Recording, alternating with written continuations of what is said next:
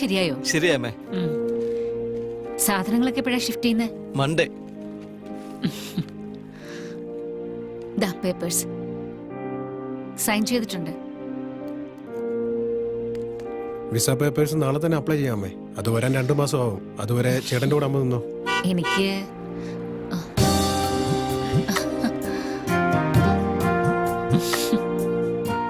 എന്നെ പറ്റി നിങ്ങൾ ആലോചിക്കണ്ട. നിങ്ങളുടെ ജോലിയും ആരോഗ്യമൊക്കെ നോക്കിയാൽ മതി.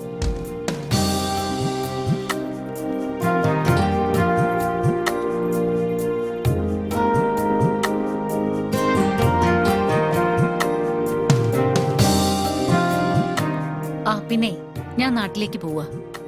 2 വർഷം കഴിഞ്ഞ് തിരിച്ചു വരൂ. അതിനിടയ്ക്ക് കൺസ്ട്രക്ഷൻ ശരിയായ എന്നെ അറിയിച്ചാ മതി. കുട്ടികളെ നോക്കണേ. പോയിട്ട്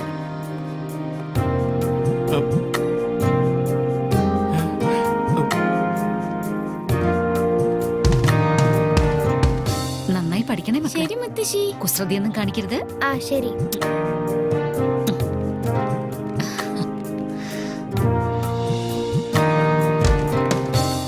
അച്ഛാ, മുത്തശ്ശി നാട്ടിലേക്ക് പോവാണോ?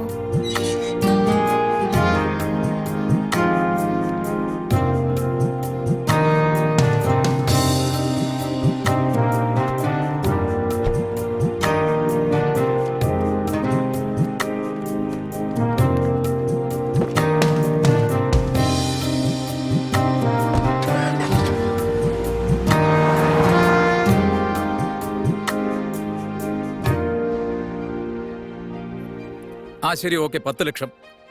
പക്ഷെ മുഴുവൻ സിംഗിൾ പേയ്മെന്റാ. ഇപ്പൊ കുറച്ച് പിന്നെ കുറച്ച്, അതൊന്നും പറ്റില്ല. എപ്പോഴാ വേണ്ടേ? നാളെ കാലത്ത് 9 മണിക്ക് ഓക്കെ ആണോ?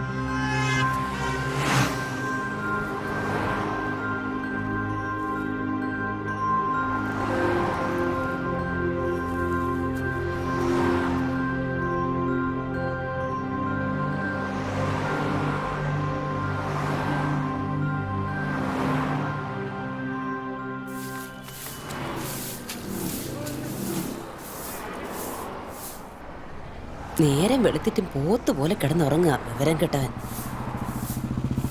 ആ നിർത്ത് നിർത്ത്.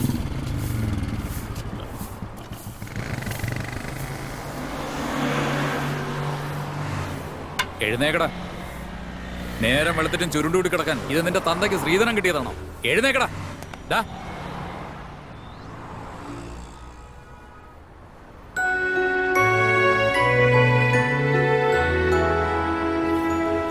എടോ ഫോർ നോട്ടു. സർ. ഈ കിളവൻ ചത്തെന്നാ തോന്നുന്നേ. നീ മുനിസിപ്പാലിറ്റിയിലേക്ക് ഫോൺ ചെയ്. ശരി സാറേ.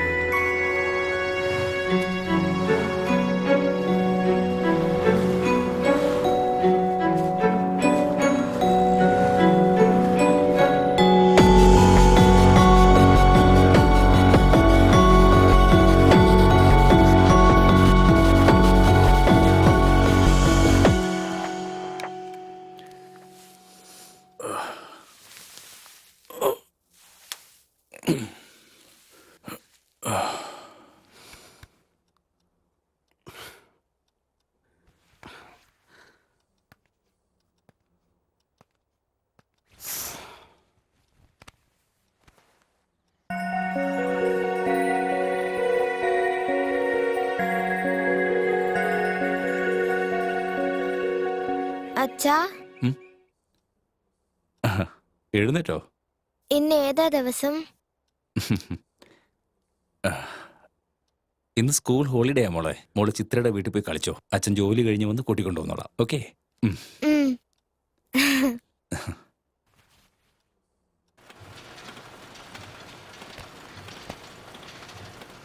ആ എന്താ എഴുതി കഴിഞ്ഞോ? ആ ഇത്ര പെട്ടെന്ന് എഴുതി കഴിഞ്ഞോ?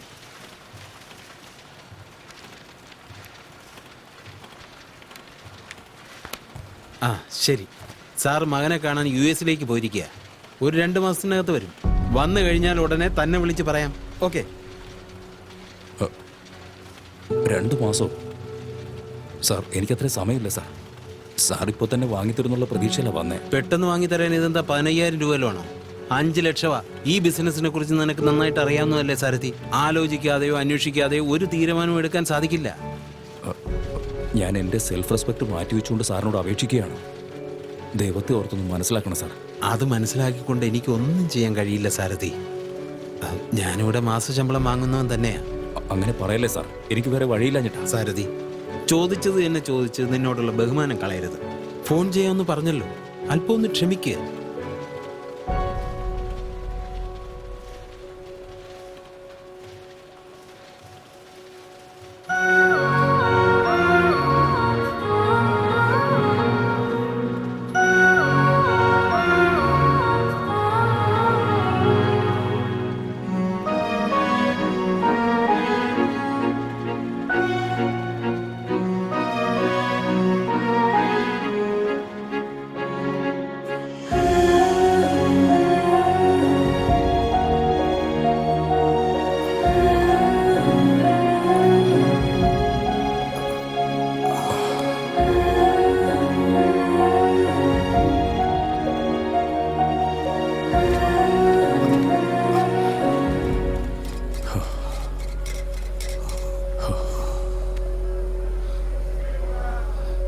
ചായ വേണം സാർ? ആദ്യം കുടിക്കാൻ കുറച്ച് വെള്ളം എടുത്തിട്ട് വാ. ശരി സാർ.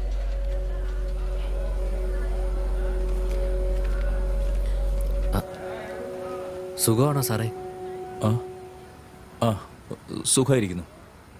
തൻ്റെ മോൾക്ക് സുഖമാണോ? സുഖമായിരിക്കുന്നു സാർ.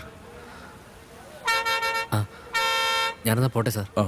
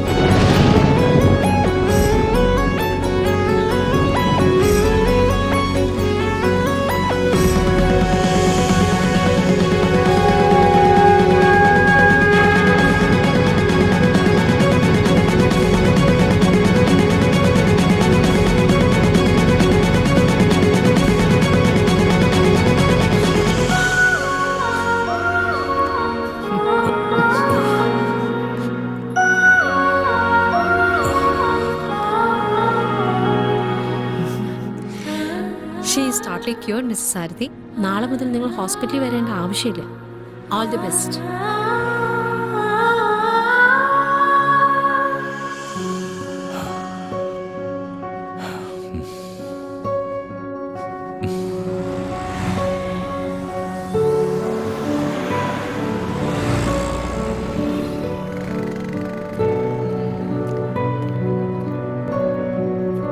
ഇന്നത്തെ ഫിലിം ന്യൂസിന്റെ പ്രത്യേകത എന്താന്ന് വെച്ചാൽ സെലിബ്രിറ്റി എന്നൊക്കെ പറഞ്ഞാൽ ഇങ്ങനെ വേണമെന്നാ പറയുന്നത്. രാഷ്ട്രീയ കഥകളുള്ള സിനിമകളിൽ സിനിമയിലുള്ള അതേ ഗ്ലാമർ രാഷ്ട്രീയത്തിൽ യൂസ് ചെയ്ത് ഹിറ്റാക്കി കൊടുത്തവർ ഒരുപാട് പേരുണ്ടെന്ന് നമുക്കറിയാം. അങ്ങനെ മികവുറ്റ അത്ഭുതകരമായ എല്ലാവരുടെയും മനസ്സിൽ ഇടം പിടിച്ചിരിക്കുന്ന രാഷ്ട്രീയത്തിന്റെ സ്വന്തം തറവാട്ടിൽ നമ്മുടെ എല്ലാവരുടെയും സ്വന്തം എംപിയായ നാഗരാജന്റെ മകൾ രേണുകയും പ്രശസ്ത യുവ സംവിധായകൻ അഗ്നിദേവും തമ്മിലുള്ള ആർഭാടകരമായ വിവാഹം ഇന്ന് നടക്കാൻ പോവുകയാണ്. ഹൈദരാബാദിൽ വെച്ചാണ് ഈ വിവാഹം ആർഭാടകരമായി നടത്താൻ തീരുമാനിച്ചിരിക്കുന്നത്. ഈ വിവാഹത്തിൽ സിഎമ്മും ഗവർണറും അടക്കം മറ്റു പ്രമുഖരും പങ്കെടുക്കുന്നുണ്ട്. ഇവരെ കൂടാതെ മറ്റു പല സംവിധായകരും നിർമ്മാതാക്കളും ആക്ടേഴ്സും പങ്കെടുക്കുന്നുണ്ട്.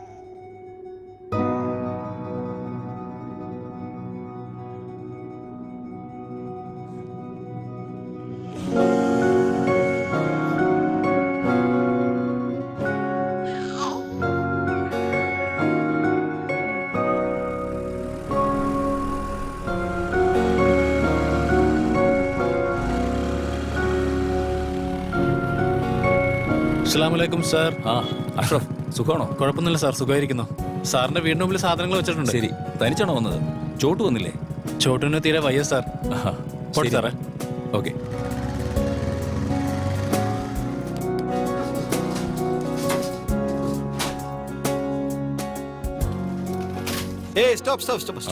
ഓ, താനായിരുന്നോ? ഹായ്. Hello sir. ഓഫീസിൽ നിന്ന് വരുന്ന വരവാ? അതെ. Bye sir. ബൈ.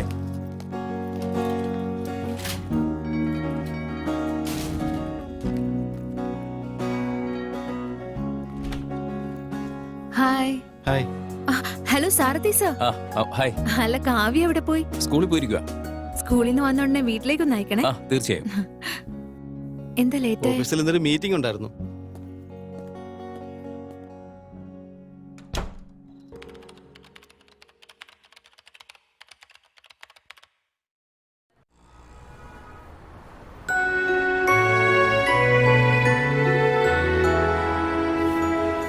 എടോ 402 സർ. ഈ കിളവൻ ചത്തെന്നാ തോന്നുന്നേ. നീ മുനിസിപ്പാലിറ്റിയിലേക്ക് ഫോൺ ചെയ്യും. സർ.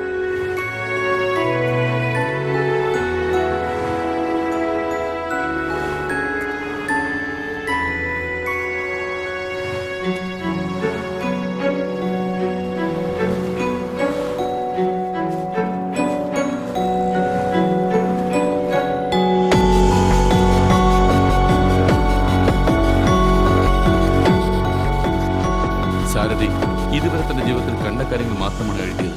പക്ഷേ ആ സഞ്ജയ് അയാളുടെ ജീവിതത്തിലെ കഥ തന്നെ മാറ്റി.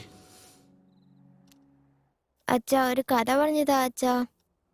ഉറങ്ങുമോളെ, മണി 11 അച്ഛൻ കഥ പറഞ്ഞു തന്നാ ഞാൻ ഉറങ്ങാം. ശരി, എന്ത് കഥയാ പറയണ്ടേ? രാജാവിന്റെ റാണിയുടെ ഉറുമ്പിന്റെയും കഥ. ശരി. പണ്ട് പണ്ട് കാക്കയ്ക്കും ഉറുമ്പിനും ഒന്നും നുഴഞ്ഞു കയറാൻ പറ്റാത്തൊരു കാടുണ്ടായിരുന്നു. ഒരു ദിവസം ഒരു രാജാവ് ആ കാട്ടിൽ വേട്ടയാടാൻ പോയി. അച്ഛാ, ആ കാട്ടിനുള്ളിൽ ഉറുമ്പിനും കാക്കയ്ക്കും പോകാൻ പറ്റില്ലല്ലോ. പിന്നെ രാജാവ് എങ്ങനെ പോയി?